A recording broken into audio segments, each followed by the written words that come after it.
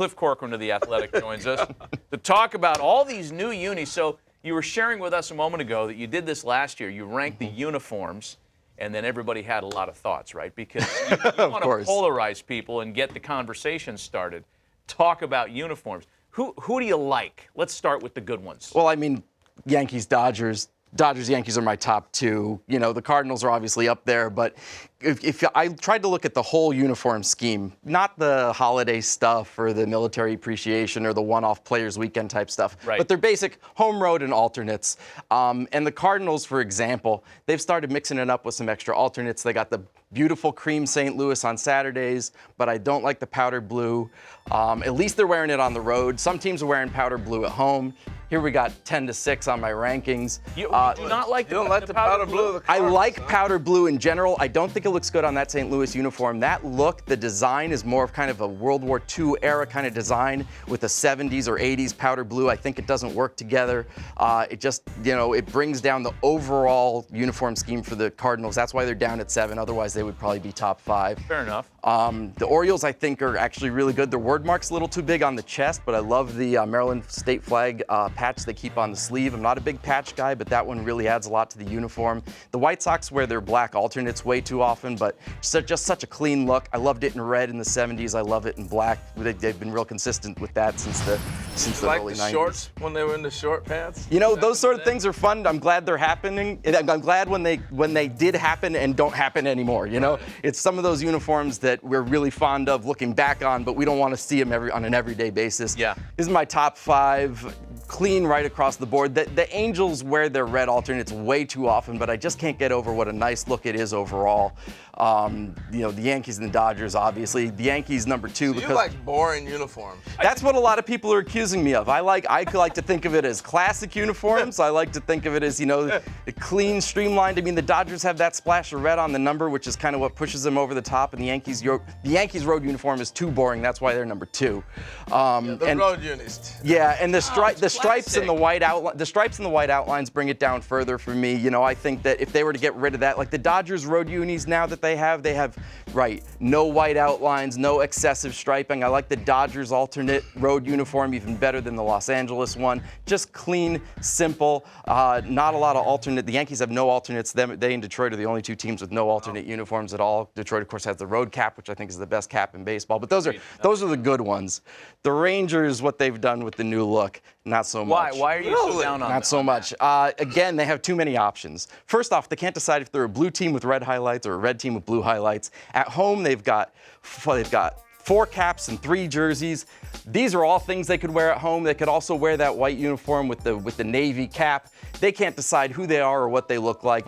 The powder blue is a great road uniform, but they're wearing it at home. To me, that's a demerit.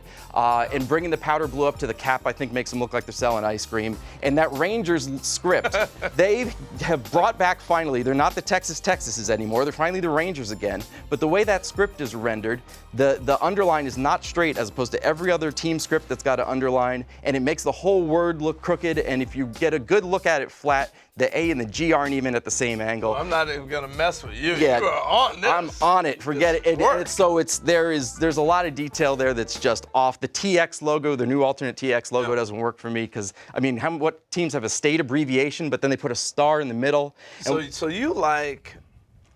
Give me just 2 uniforms. I'll take an 5, alternate. 6, 7, 8. Yeah. I want to turn on a game and know who I'm watching. Do you like the pods bringing back the mustard and brown? I love bringing back the color scheme. Absolutely, they had to do it. I was upset the day I saw Bruce Hurst wearing navy in 1991. I was like, this is not working for me. So bringing back the color scheme, I love.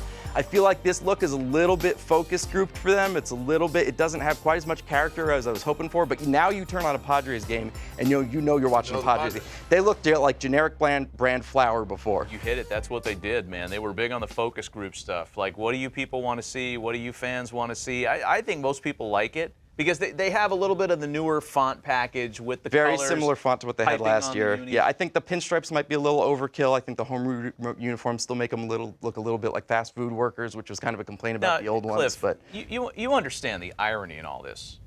A guy who looks like he just got through handing out samples at Hickory Farms at the holidays.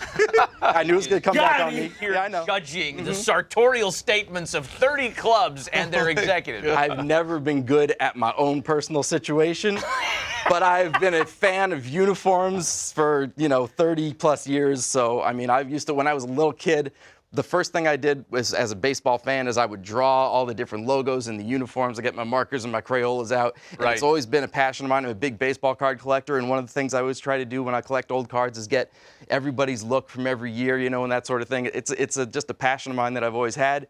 The aesthetics of the game. People, when they go to the ballpark the first time, they talk about walking through that tunnel, seeing the green of the grass. Yeah. It's the colors, it's the feel, it's the look of the game. It's a large part of, we watch baseball. We look at it, so what it looks like is important. So I got to get your take on this. The managers wearing hoodies during the game. Yeah.